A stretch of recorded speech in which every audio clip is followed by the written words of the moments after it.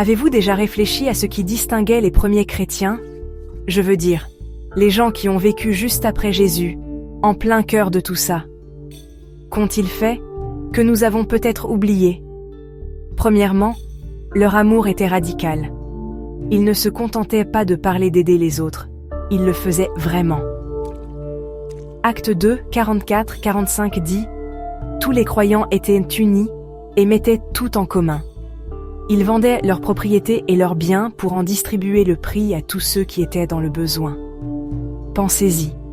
Partager tout, prendre soin des étrangers, aimer des gens qui ne leur ressemblaient en rien. Ce n'était pas juste une ambiance, c'était un mode de vie. Autre chose, ils pardonnaient, même quand ça faisait mal. Dans Colossiens 3,13, nous lisons « Supportez-vous les uns les autres et pardonnez-vous mutuellement. Pardonnez comme le Seigneur vous a pardonné. » Ils ne gardaient pas de rancune. Ils lâchaient en prise, encore et encore. Les premiers chrétiens se réunissaient dans des maisons, pas dans de grands bâtiments. Ils rompaient le pain ensemble, avaient des conversations profondes et priaient comme si Dieu était dans la pièce.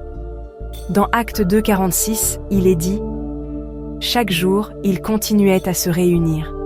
Ils rompaient le pain dans leur maison et prenaient leur repas avec joie et simplicité de cœur.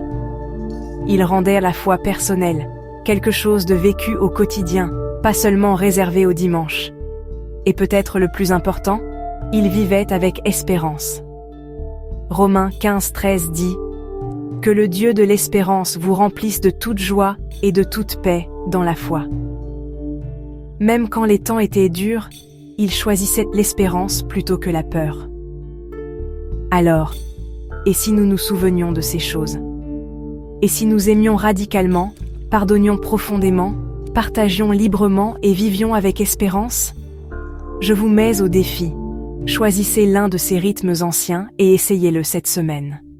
Redécouvrons ce que signifie vraiment suivre Jésus.